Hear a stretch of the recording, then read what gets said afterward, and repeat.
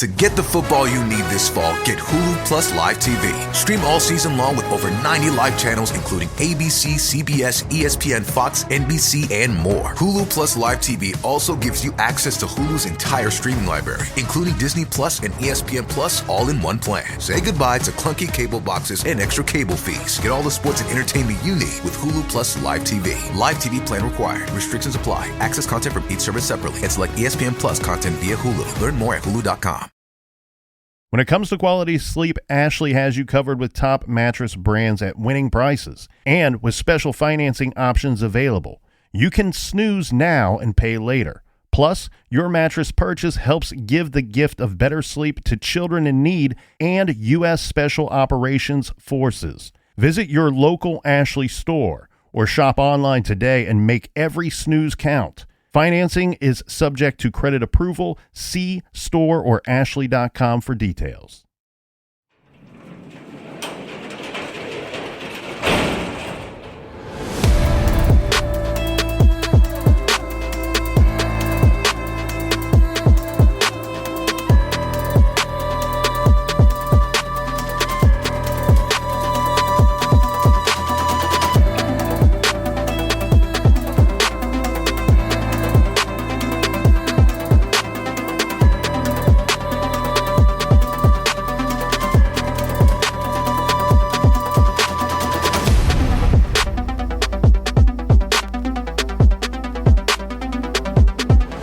Welcome to True Crime Garage. Wherever you are, whatever you are doing, thanks for listening. I'm your host, Nick, and with me I have my partner in crime.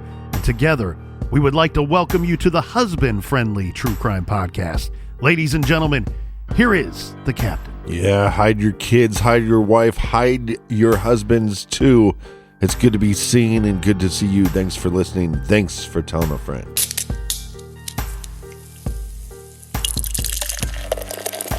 This week we are very excited to be featuring 14 Karat by the bright folks over at Sun King Brewery. 14 Karat is an IPA loaded with a blend of 14 hops for a happy and hoppy character. ABV 6.3%, garage grade 4 out of 5 bottle caps. And let's give some cheers to those listeners who made today a bright spot on the garage calendar.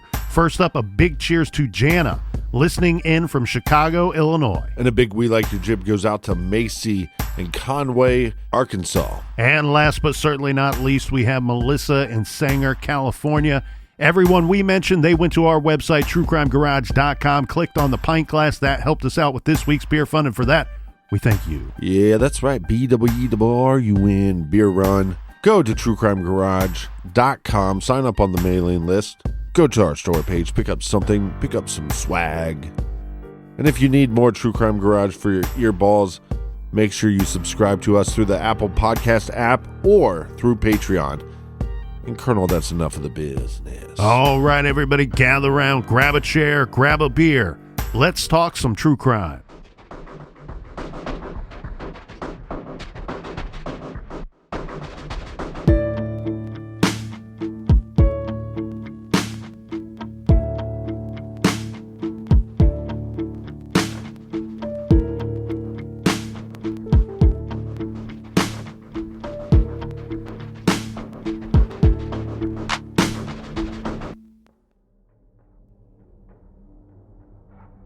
Months ago, we received the following letter. Hi, Nick and Cap. I've been listening for years. Love the work you do. I was recently listening and you guys suggested if a first responder had a local case that we'd like you to look at to email in. Well, here I am. I live in Chicago, Illinois, and there's a case that is near and dear to my heart that needs your help. Kierra Coles is a USPS worker who has been missing for 5 years. She was 3 months pregnant when she went missing in October of 2018 at the age of 26 years old. She up and vanished. Her vehicle with her purse inside were found parked on her block. She was due to work that day but called in sick. When you call in sick for USPS, it is not as simple as a quick phone call. I know someone who works for USPS and have heard them call in sick before. It's about a 5-minute long process, typing in special codes and employee numbers. Rumor here is we know who is responsible. She is still missing, and I feel like this case resurfacing could help. Thank you, a loyal listener. So as promised, we looked into this missing young woman's case, and we certainly did not like what we found.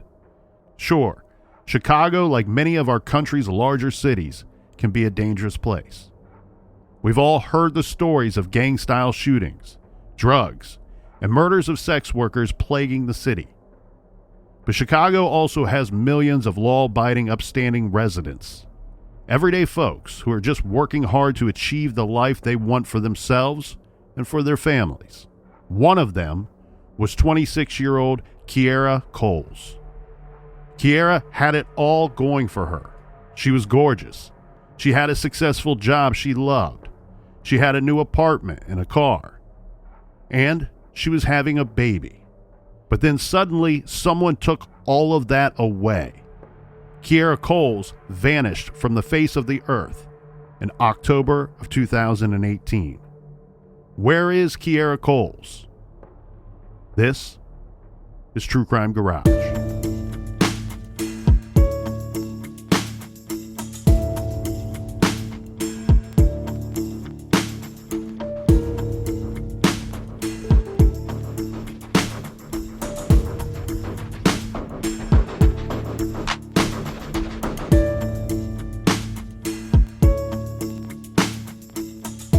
Kierra Michelle Coles was a 26-year-old woman whose life was all coming together. Kierra was the fourth of 5 children born to mom Karen Phillips. Her father was Joseph Coles. All of Karen's kids' names begin with the letter K. It was a very close family, and Kierra had a lot of people who cared about her. Kierra was a go-getter, and her family says she was very outgoing and driven. Her mom said one word to describe her would be ambitious. Her dad, Joseph, said her family nickname was Boss Lady Coles because she was very bossy and told everyone in the family what to do. Now, even as a child, Kierra was loud and in charge. Her mom, Karen, said Kierra was always a chatterbox, someone who was very outgoing. From an early age, she wanted to be in the media, TV or radio. She just enjoyed being out there. Kierra was a super girly person as well and would do professional level makeup jobs for her friends and family members, whether it be for a prom, weddings, or so on. She was also known for her appearance. She was a hair done, nails done, and dressed very nicely kind of person. Her only issue was that she had asthma, but she had an inhaler and was able to keep her symptoms in check with that. In her 20s, Kierra lived in the Chicago area, like the rest of her family. She worked 2 part-time jobs to pay her bills. She lived on the 8100 block of South Vernon Avenue in the middle-class Chatham neighborhood. This is a tree-lined street with rows of red brick 3-story apartment buildings with small lawns and curated hedges. Kierra also bought a car and drove for Lyft. But it was her job as a seasonal mail sorter for the U.S. Postal Service that she loved. She did that job on a part-time basis for 3 years. She was determined to get the USPS to hire her on full-time as a letter carrier. And she did. She got the job that she wanted. And it was the job that she loved. She loved putting on the uniform and using her cart to tote the mail through residential Chicago neighborhoods. She started that position in 2015, and everything for Kierra was going great. She also had a long-term boyfriend, Josh Simmons. Karen, her mother, said that Josh treated Kierra well. Josh worked for the Postal Service as well. As far as Kierra's family knew, all was good between Josh and Kierra. In October of 2018, Kierra was 26 years old and 3 months pregnant. Josh Simmons, her long-term boyfriend, was the father. Kierra was thrilled, and her whole family was thrilled. Kierra was the last one of Karen's kids to bear a child, and her family they were over the moon about the situation. Now, it's unclear if Josh was over the moon as well, but Kierra's family hadn't noticed anything amiss with the young couple. Now, let's move to Tuesday, October 2nd, 2018. Kierra went to an appointment with her aunt and a friend. The nature of this appointment has never been released, but it's believed to have been some kind of prenatal appointment. It's unclear why, but Kierra had taken off Monday, the 1st of October, and Tuesday, the 2nd of October from her job. Apparently, letter carriers are expected to work long hours, and it's possible that Kierra was tired and not feeling great. We know she's pregnant at the time, but she seemed like she was in a great mood when her mom talked to her that night. So this October 2nd appointment, this is, and we need to all make special mental note of this right here. This is very important to our timeline. This October 2nd appointment was the last known in-person sighting of Kierra by her family. Kierra talked to her mom every day, and so Tuesday, October 2nd was no different. They spoke on the phone around 7 p.m. that night. Kierra was at a local WIC grocery store and talked to her mom about the healthy foods that she should be eating during her pregnancy and about the baby things that she wanted to buy. All seemed well, all seemed normal. Karen later said, quote, "She was already excited about becoming a mother. That's all my child ever wanted, to be a mom and to accomplish all the things she's set out to accomplish. To have a nice paying job, which she had, to get a new car, which she bought, to move into her own apartment, which she did, and to become a mother, which she was about to do." The next day, Wednesday, Mom calls Kierra again. It's 88 degrees that day, and she wanted to remind her daughter to drink plenty of fluids for the sake of the baby. The call, however, goes to voicemail. Well, Karen, the mom, very diligent, keeps trying to get a hold of Kierra, calling several more times, but all getting the same result. This was odd and concerning. She called Kim. This is Kierra's sister. But Kim hadn't heard from Kierra either. So they went to Snapchat. And I guess Kierra, Captain, was a chronic snapper. She had not posted a story that day. So this was very unusual by all considered. Mom and sister, family members are saying, look, this is our loved one who always answers our calls. Sure, maybe the phone's dead. Maybe she's charging her phone. Maybe she forgot her phone and she's out. But she always answers the phone and she's always Snapchatting. And none of this is happening at this time. Well, just to be clear, she didn't call off October 2nd and 3rd in advance. She called off in the morning of the 2nd and then again on the 3rd. Correct. And the call off is very important to our timeline as well, right? We know that she called off on the 1st. We know she called off on the 2nd. And then we're going to learn that she called off on the 3rd as well. Again, we understand she has this appointment, so that makes sense, right? You can't be at work and at your appointment all at the same time. But she's also pregnant, and so maybe she woke up not feeling great, decided to take the day off. That's one of the benefits of a great job like being a letter carrier or a working for USPS. Right. It takes a while to get hired on, but once you get hired on, they have great benefits. And so this is a great job. And again, we don't know the exact details of why the call-offs took place. But now this is going to lead us to Thursday, October 4th. So now we still have no response from Kierra. Karen, her mother, decided, you know what, I'm going to go over to her apartment. Enough is enough. She gets there. She's alarmed because her daughter's car is parked outside, but it's parked down the block. Right. So the apartment was locked and there's no answer. Karen could hear that the TV was on inside of the apartment. So now she's worried enough to go over there, Captain. She sees the car in a strange spot, which makes her even more worried, and doors locked, no answer, TV on inside. She is very worried at this point. So she calls the boyfriend, Josh Simmons, and asks him if he could come over because he has a key to the apartment. He says in this phone call that he does not have a key to the apartment. And this is going to be very problematic to our story here, Captain, because Karen says and has said many times very distinctly, recalling that Kierra said that she gave Josh a key to her apartment. Yeah, well, this is liar, liar, pants on fire. She's not lived there. This is not a situation where she's lived there for 2 years or 3 years or 5 years and she gave somebody a key and maybe she's mistaken or he lost the key. She had only been there a few months. So if she tells mom, I gave my boyfriend a key, there's no reason to doubt that. So she's a little suspicious now that Josh suddenly doesn't have a key. Well, and remember, they've been dating for 6 years. And he tells Karen that he hadn't seen or talked to Kierra all day. Remember, this is the 4th. And he doesn't seem too worried. Correct. So what we have now is mom is going to jump into action. She calls Chicago PD and says, I have a pregnant daughter. I can't get a hold of her.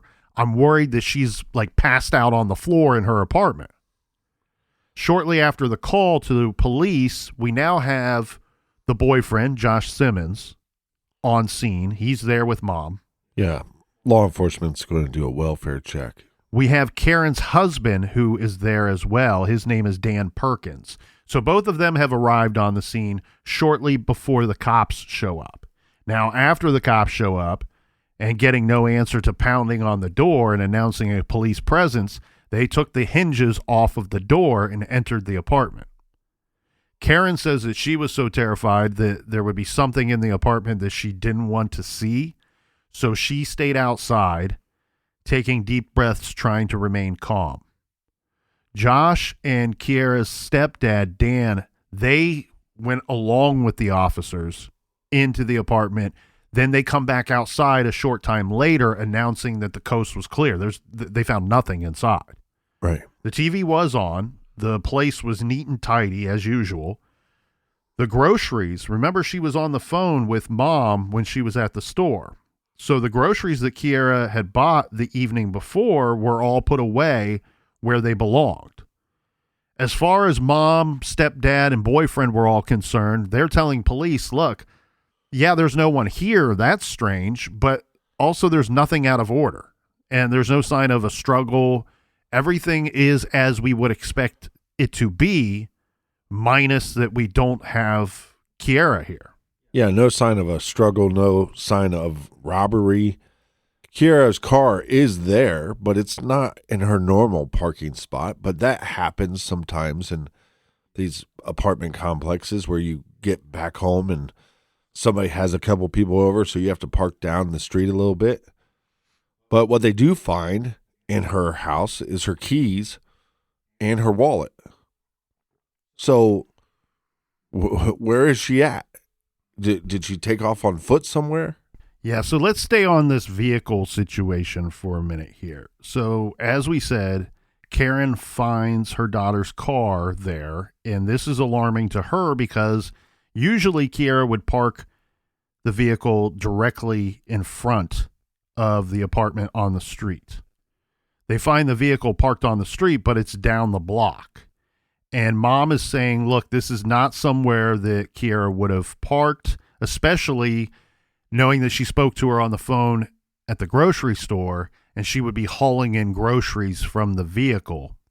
And we found those groceries put away inside the apartment. So I'm guessing here, Captain, that mom and stepdad are probably thinking, well, she must have moved her vehicle or went another place at some point for the vehicle to be parked on the street at this location. So mom calls a locksmith because they want to get into the locked vehicle. And once they were able to access this vehicle, she found Kierra's lunch bag all packed for her day at work. The contents I have listed here are an apple, an orange, water, her prenatal vitamins.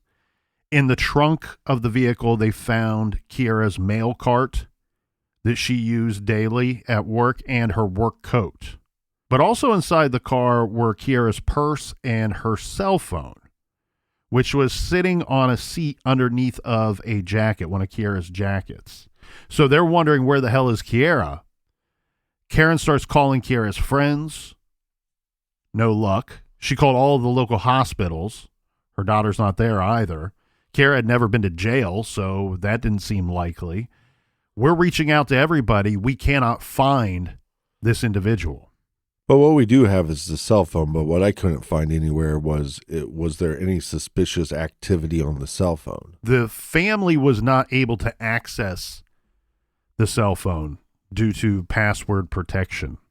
Mom files an official missing persons report with the Chicago Police Department on that very day, October 4th. CPD and the U.S. Postal Inspection Service begin a joint investigation into Kierra's disappearance. Her father, Joseph Coles, her biological father, he comes into town from Racine, Wisconsin, where he lived, and he's now actively helping in on the search for his daughter. Right. Joseph, in his search, he goes door to door in the neighborhood, asking people questions, handing out flyers. He even was stopping passing cars to talk to the drivers, the passengers, and to hand them a missing persons flyer. Karen began plastering flyers about Kierra all around the city, praying that Kierra had just been maybe having some kind of mood swing from pregnancy hormones and would turn up. That didn't seem likely, but you really get the feeling here, Captain, that they are just grasping onto any inch of hope that, this is all just a misunderstanding and she's going to turn up sooner rather than later. And it seems at this point, between the interactions between the family and the boyfriend, Josh, seem to be where Josh is trying to help, but it also seems like he's not, like his stories aren't straight. Correct. That's exactly right. And the thing here, though, that's going to make it difficult for the family to keep grasping to any ounce of hope is that they're seeing one thing, right? When they review her vehicle and the items found in her vehicle, they're seeing one thing when they look at her apartment. Everything is as it should be. But then they learn when talking to her place of work that she called in sick on that Wednesday, October 3rd. USPS would not go into any details, citing privacy interests. Right. But stated that Kierra had not vanished while on duty. So they wanted to be clear, like she called in sick, she didn't show up for work, and then she went missing from here. Whatever happened to Kierra happened before she ever got to work that day. And again, it's weird. Yeah, or happened the night before. Yeah, because here the situation appears that she packed a lunch, packed up her vehicle to go to work like any other day, but then called in sick. Now, it's not out of the realm of possibility that maybe she packed up her lunch, took her purse and her cell phone, puts it in the vehicle, and then suddenly gets ill and decides to go back into her apartment. That's, even though it doesn't make a whole lot of sense what they're seeing, that's not out of the realm of possibility here. But again, right, if she's sick and at home, she should be sick and at home, and we're not finding her at all. And like you said, that we're trying to figure out the cell phone. Can the cell phone tell us any information about her whereabouts or who she spoke to or her movements after we talked to her at the grocery store? And they're not able to get into the cell phone because of the password protection. And did she call off work through her cell phone? Because the thing that the Postal Service can't tell us, can't confirm, is what they can say is, yes, somebody called off, but they can't confirm that it was her. See, it gets very difficult because they're going to say, the Postal Service is going to say, we believe it was her and here's why. Right. And it goes back to the method and the protocol for calling off in that situation. And it sounds to me, from everything I've been told, is that you got to punch in like employee numbers and codes and all kinds of things. Like it's a lengthy process. And so USPS is saying, look, somebody provided us all the information that would tell us that this is Kierra that actually calling in and phoning off from work. Right. But as you said, if somebody knows that information and knows that protocol and is used to that, then one could perform that task and it doesn't have to be Kierra. No, and the person that is being a little suspicious is her boyfriend of 6 years, her baby daddy, right? And he would know those protocols, and he would probably know the information on how to have her call off with her not actually being present.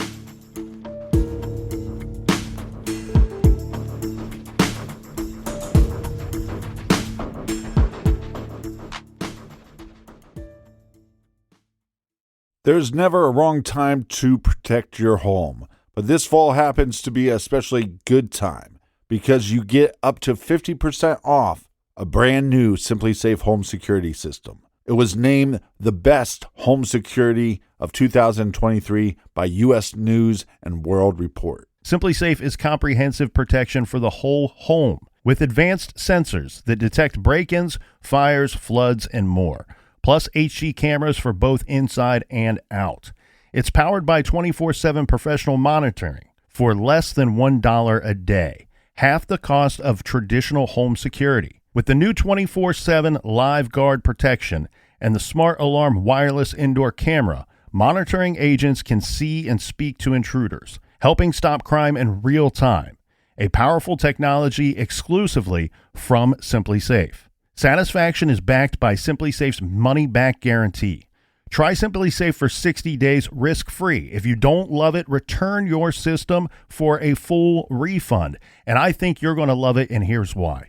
I can monitor and keep an eye on our properties and the home from afar using my smartphone. And when I'm not keeping watch, 24/7 professional monitoring is keeping a watch on my property, giving us peace of mind. For a limited time, listeners get a special 50% off any Simply Safe system with a Fast Protect plan. Visit simplysafe.com/garage. That's simplysafe.com/garage. There's no safe like Simply Safe. This show is sponsored by BetterHelp. Do you look forward to the holidays? Maybe you struggle with seasonal blues. This time of year can be a lot, and it's natural to feel some sadness or even anxiety about it. But adding something new and positive to your life can counteract some of those feelings. Therapy can be a bright spot, something to look forward to make you feel grounded, and to give you the tools to manage everything going on. If you're thinking of starting therapy, give BetterHelp a try. It's entirely online, designed to be convenient, flexible, and suited to your schedule. Just fill out a brief questionnaire to get matched with a licensed therapist and switch therapists at any time for no additional charge. Find your bright spot this season with BetterHelp. Visit BetterHelp.com/garage today to get 10% off your first month. That's BetterHelp, HELP.com/garage. Is it possible to predict the unpredictable? Could surgeons use a patient's own anatomy to create 3D printed life-size organ models to map out challenges ahead of time, making surgery more precise, efficient, and less invasive? Is it possible? It already is, because every day we're doing what's never been done. Learn more at mayoclinic.org/possible. Mayo Clinic. You know where to go.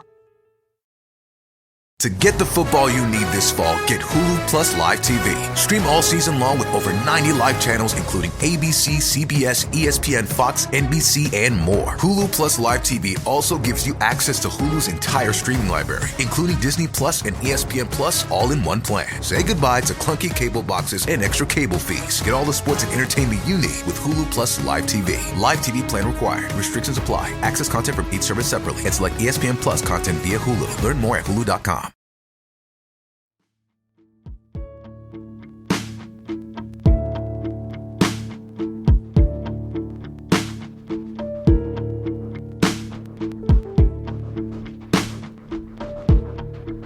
All right, we are back onwards and upwards. Cheers to you, Colonel. Cheers to you, Captain. Often we say tall cans in the air, and this week Very fittingly so, because the 14 karat comes in the pint can. So it is tall cans in the air. And little special announcement here too. We did put some signed books, The Delphi Murders, back up on the website. This will be the last batch going out before Christmas. So if you want to gift the best book ever written to somebody, feel free to pick one up at truecrimegarage.com. Or if you want to gift one to yourself, that's a great idea too. So last batch before Christmas, tell your friends. Also want to welcome the Colonel to the Instagram. So if you're not following him at TCGNIC, do so you can be part of the cool kids. Now let's get back to this case. One thing that is very different about the more recent cases that we cover compared to the older and colder cases is the technology. And one thing that we're seeing time and time again with these more recent cases, the way that we're solving these crimes and solving these mysteries is with things like cell phones and surveillance cameras. You know, in the old days, every business had a surveillance camera that they never replaced the tape for, or actually didn't work, or the timestamp was completely wrong. But today, many people have the doorbell cameras, whether it be from the great folks over at Simply Safe or any number of outfits. But these surveillance cameras in these neighborhoods coming from residential places are really helping police. And now we know how important a timeline is. Police are going to go around this neighborhood. They're looking for surveillance video footage to help them fill in the timeline of their missing person. So they collect all of this video footage and they start reviewing it. But then a reporter brought them some footage that she had uncovered. Right. This was from a couple living 2 buildings down from Kierra who reviewed their camera footage and found footage of the missing young woman. They rushed out and they brought the footage to the attention of an NBC Chicago reporter, one who had went door to door trying to drum up leads in the case. The video was time-stamped Wednesday, October 3rd, 2018 at 11:54 a.m. So this is daytime. And on this video, they believe that it showed Kierra.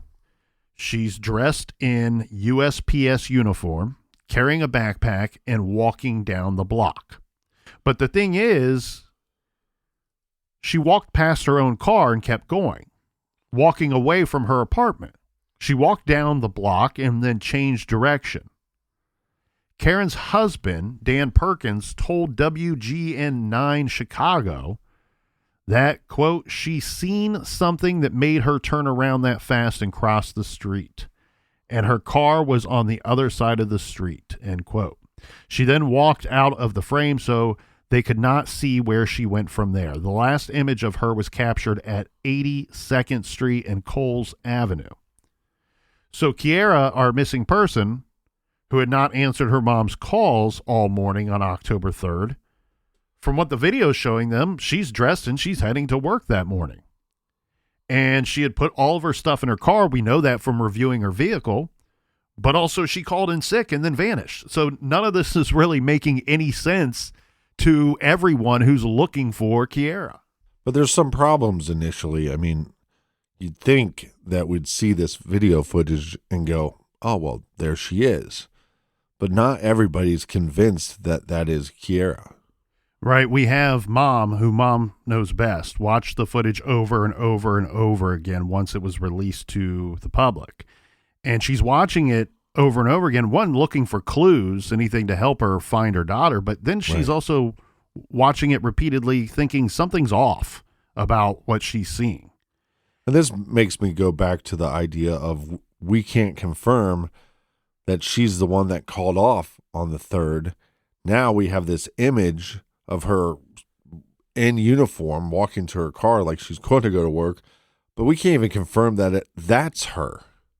Well, what happens is she goes to police and she says, look, she's talking to the detectives and says, I've been watching this video footage, and the video footage that you have of a young black woman in a USPS uniform walking down Kierra's block, the day after she was last heard from, "I'm mom, and I'm here to tell you that's not my daughter, Kierra, in that video."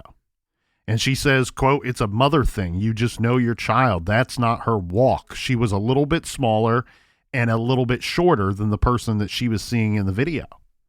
So police, they get this information, and you think that they would be floored. But actually, they're not surprised at all. In fact, they tell Karen that they knew that the video was not that of Kierra. This was prior knowledge to them. They said that, look, it's another female postal worker who happens to live on the same block. And we've identified who the person is in the video.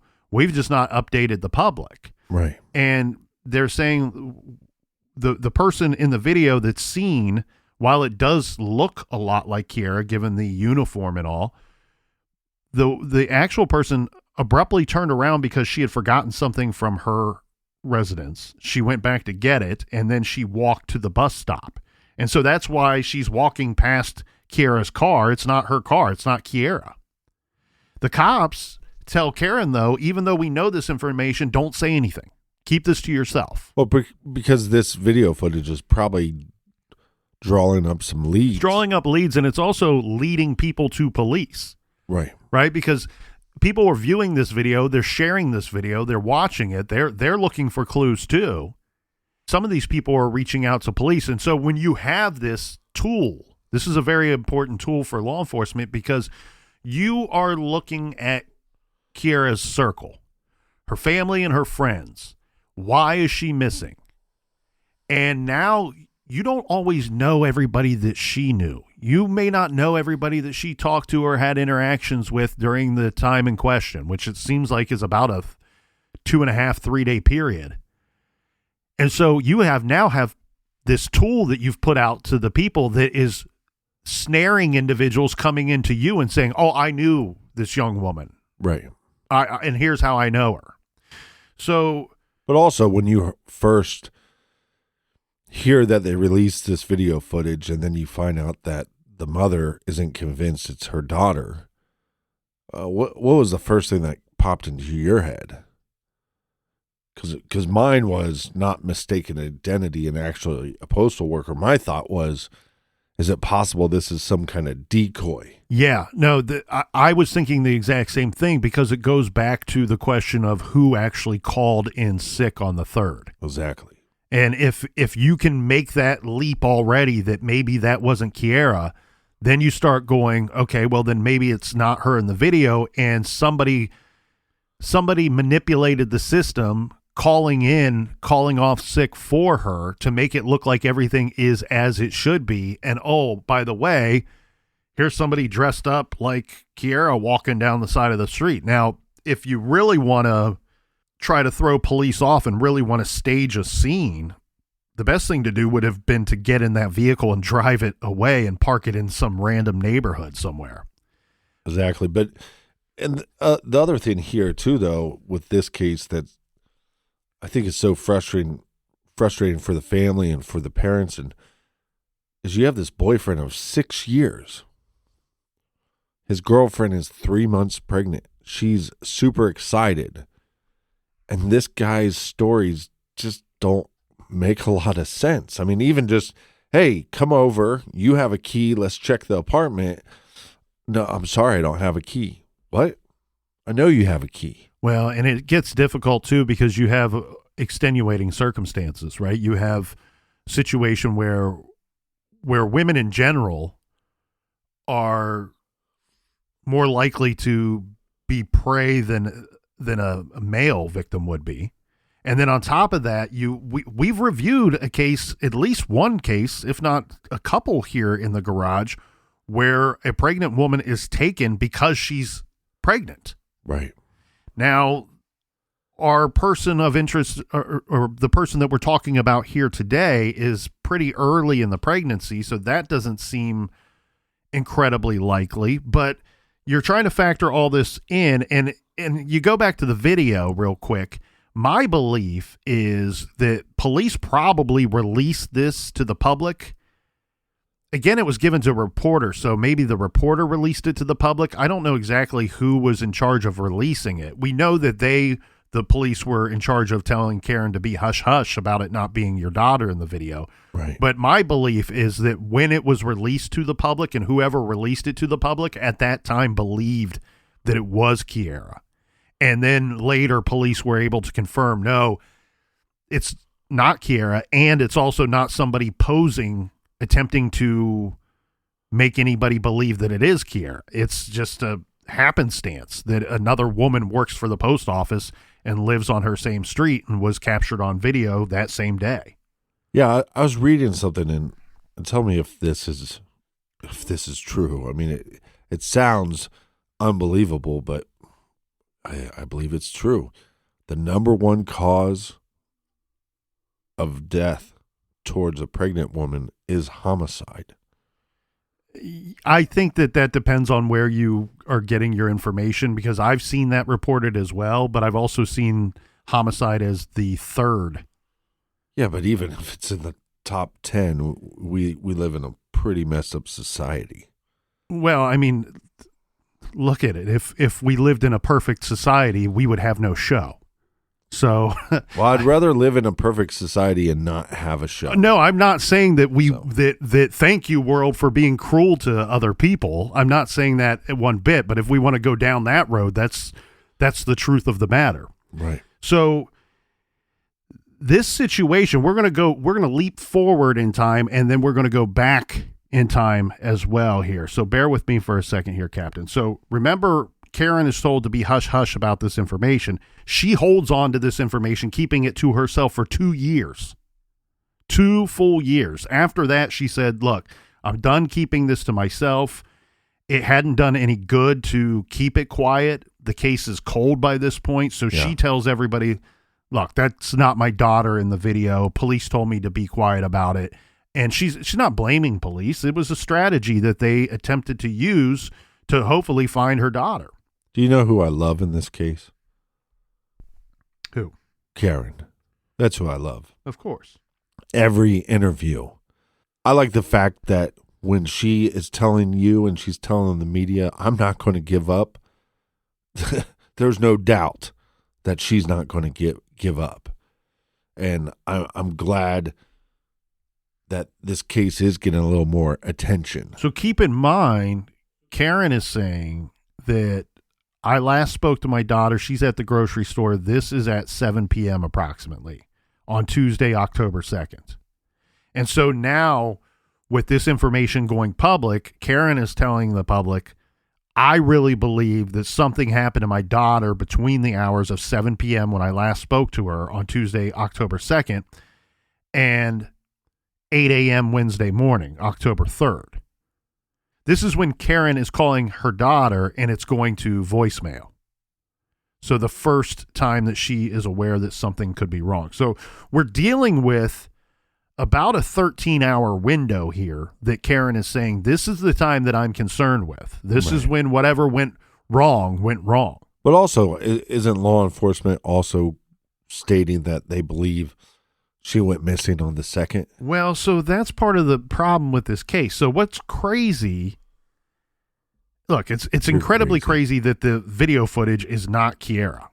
Yeah. The video that was out there for 2 years, and then we, the public, find out that's not Kierra. And I don't agree with that call. I agree with, hey, we put out the video. We started getting some calls. We got some leads. Don't wait 2 years. See, the problem with that becomes this. Like, first off, that's the only video footage that was public until 2022. Right. We're going to get more video footage that's going to be more important to this case than that of the video not featuring our victim that was out there for 2 years. So that video that's out there for 2 years, it's deceptive. But the strategy is it's resulting in tips and leads for detectives, which is great. But here's the problem with that. You got to figure that a high percentage, if not all, of the tips and leads that it's providing to you are just doomed to lead to nowhere. Because it's not, you know what I mean? Help me to help you. I'm giving you false information Yeah. And saying that this is going to lead to good leads. No, it might lead to leads.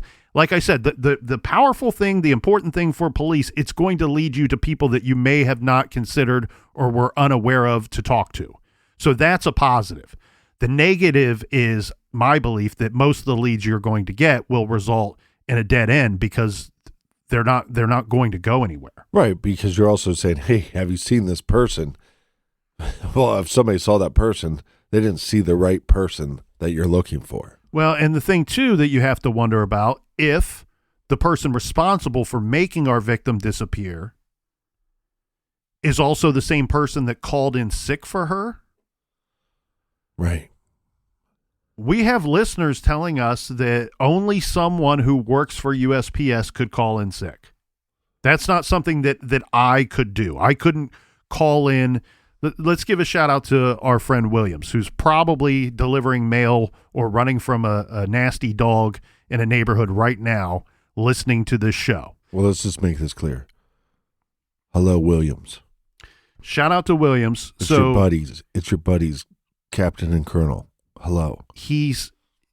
We've learned that I could not call in sick for Williams and pull it off, right? Because you have to have codes and all kinds of stuff. And like we said, it's not a short process. It takes several minutes. I've had more than one person tell me that it takes about 4 or 5 minutes, and you got to jump through some hoops to get that day off.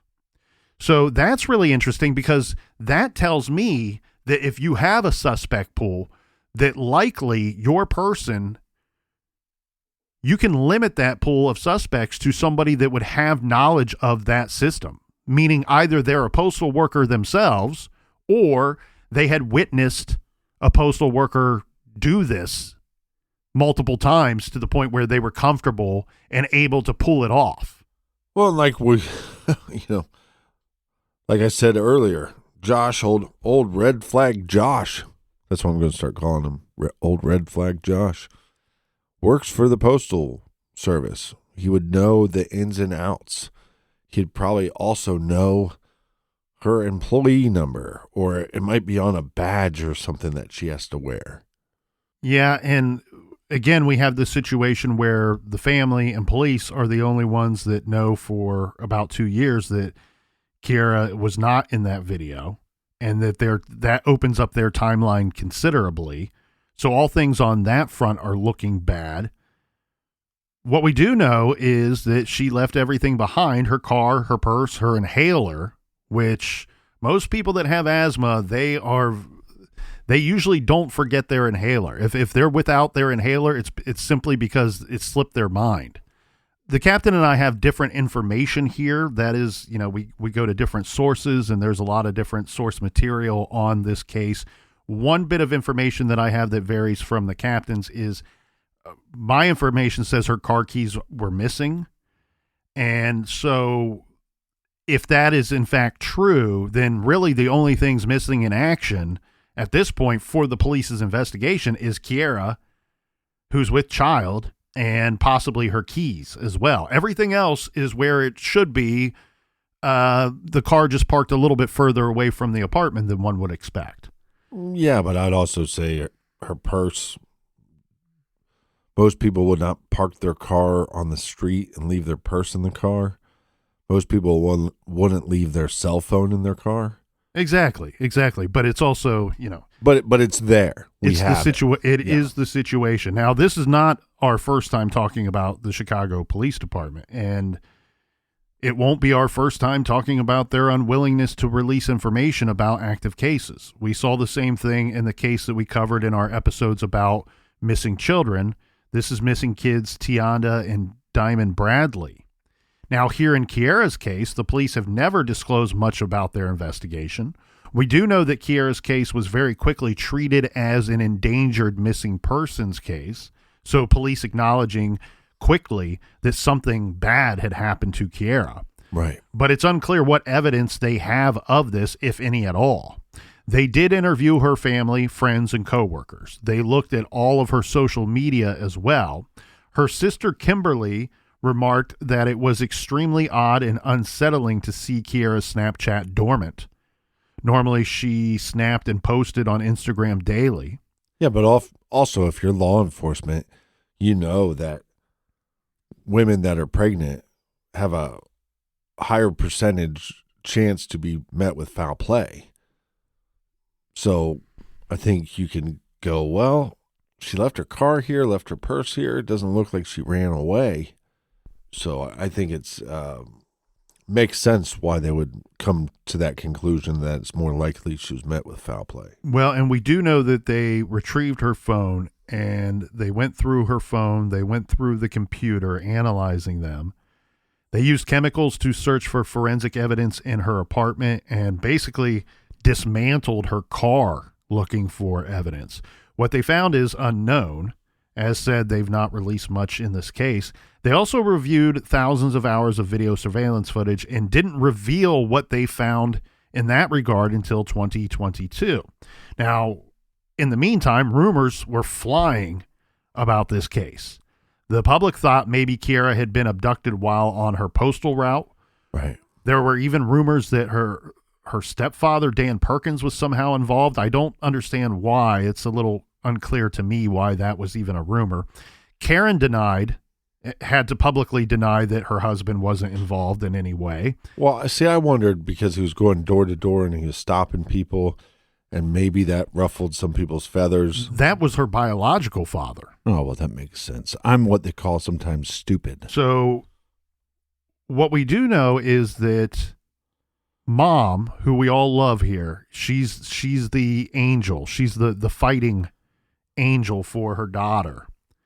She's worked this last 5 years to keep this case alive. And just so I'm clear, you're not throwing Chicago police under the bus. I mean, yes, this case has been going on for 5 years, but it's not like we're in year 10 or year 15 and they're still not releasing more information to try to drum up leads. I'm not happy with their handling of this case, and I won't really dance around that. And we can get into more of that in part 2. I just think it's difficult for law enforcement if you're in that position of what do you release to the public and what do you hold back, because you're eventually going to have to build a case against somebody. Well, here's one thing that we do know, and talking about building cases, so let's talk a little bit about suspects, right, Captain? So, of course, police interviewed Josh Simmons, Kierra's boyfriend. Old red flag. And some interesting things came out about Josh. He and Kierra had been together for 6 years at this point, and now they are having a baby together. Everybody knew that. Yeah. Kierra seemed very happy with Josh. Everybody knew that. And Josh was happy too, or at least they thought. Because later everyone will find out that he had a whole other long-term relationship with another woman that he was involved with. I get conflicting reports here. Some reports say that they were married. Some reports say that they were boyfriend and girlfriend for a long term. But what we do know that's not conflicting is that they did have kids together. So they're living a life together. And so what police learn is that Kierra, our missing person, was his girlfriend on the side. Yeah, it's very tough here because you hear that they dated for 6 years, and then you go, oh, Josh is a cheater, pumpkin eater. But was he cheating on Kierra, or was he cheating with Kierra? The cheating part is weird because, and normally it's pretty obvious what's going on. Here, not so much. So the other woman's name, get this, is Kierra. So Kierra and Kierra. Yeah. Now, to be clear, what we learn is this: Kierra, long-term girlfriend, 6 years. Kierra, who he may have even been married to or is married to. Right. They know about each other. So they both know that Josh is in a long-term relationship with the other. So, I mean, you could call it cheating for a lack of a better term, but it's not really cheating if everybody knows what's going on. Everybody knows what's going on. So now what we don't know is whether this was something that one or both were just simply putting up with, or if one or both were totally cool with it. We could also have a situation with one being cool with it and the other not. We don't know. But this guy is a complete moron. This guy is a complete. You're right when you're with Kierra or Kiara, whichever one you're with first. Once you meet the other girl and you go, "Oh, I fancy you too. What's your name?" Oh, those names are too similar. I'm sorry. I'm going to hard pass on this one. Can you imagine trying to get that right? Oh, wait, which one did I wake up next to? Kierra or Kiara? Well, and we also see reports that Kiara, the other girl that we just introduced, also worked at USPS. So this is a really unique situation. All three of these persons working for the United States Postal Service, and all in this weird, messy triangle. difficult to understand Postal Service love triangle. He was he was known at work as Josh Red Flag Dirty Dick. Police, of course, they're very interested in talking to Josh once they learn this new information. Now they want to talk to him again and again and again. They've never named him as a suspect, but all the investigators have said about Josh is that when they have interviewed him in the past, he's given, quote, varying accounts, end quote, of the last time he saw Kierra. Chicago PD detectives said, quote, he gave us some conflicting accounts, wasn't consistent on some of the statements, and then didn't want to talk to us. So after his initial interview, Josh at some point lawyers up and reportedly has never talked to police since he gained counsel. Karen turned against Josh pretty quickly, rightfully so. After he told her right away, she says, when he said he didn't have a key to the apartment, she was suspicious of him right then and there. This lady is brilliant, but also, is this information correct? Not only has he not really been cooperative, not only has his stories kind of varied, not made sense, but he has moved out of state. Well, and so this is the other problem too with Josh, and adds to the level of concern here coming from Karen. Let's pretend for a minute that he doesn't have a key and he's telling the truth. Okay, let's pretend that that's real. I don't believe it. I believe he had a key and now he conveniently doesn't have one. But let's pretend that he's telling the truth there. What we also know, another statement coming from Karen here, is that when she had her last conversation on the phone with her daughter, Kierra not only said she's at the grocery store and this, that, and the other thing, but she also says that night on October 2nd that Josh was coming over that night. And if I was Karen, when he got there to check the apartment and he says, yeah, I don't have a key. Well, I'm pretty for sure that you have a key. No, I don't have a key. I would have said, can we check your pockets? Well, but the other problem too, so let's continue on this road for a moment. He says when he meets up with Karen and others, he says, I didn't see her the night of the 2nd, which is weird because daughter tells mom he's coming over. Liar, liar, pants on fire. He also says, look, I didn't see her. I've not seen her at all, but I've been talking to her. Which seems to be highly unlikely, probably untrue as well, because remember, Kierra's cell phone was found in her car. So when did it get to her car? And once it was there, he clearly wasn't talking to her after that time period. Well, again, how are you communicating with her, and why is she communicating with you and not her mother? Doesn't make any sense. Mom also says that Josh did not help to disseminate flyers about the missing young woman. He didn't participate in searches for her as well. Well, you don't have to search for somebody that you know is dead. And Karen says, quote, I can't understand. You dated my daughter for 6 years. I took you to be a decent guy. You work and go to church, and now my daughter is pregnant and missing, and you do nothing, end quote. Friends of Kierra's, like her friend Kierra Johnson, this is a whole different person. I don't know why everybody has practically the same name in this case, but this is a third person now, a friend of Kierra's. Post on social media begging everyone to help out in a search for Kierra. So as you heard, we're talking about Kierra's father, Joseph, biological father, Joseph, pulling out all the stops looking for his daughter. This man lives in another state, lives in Wisconsin, travels to Chicago and stays there permanently looking for his daughter, knocking on doors, stopping cars, passing out flyers. And yet postal employee, boyfriend, and baby daddy Josh Simmons did none of the above.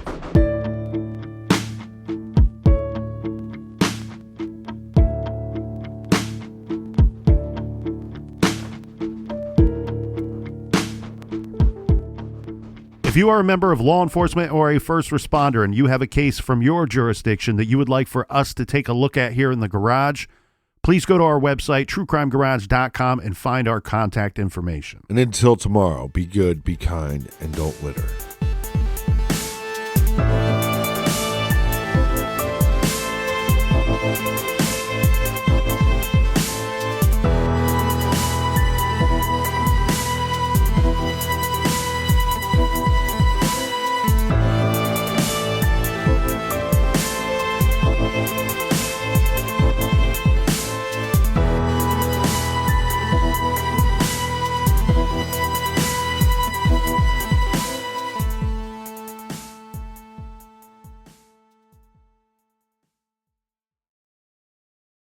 Canva presents True Crime of Design.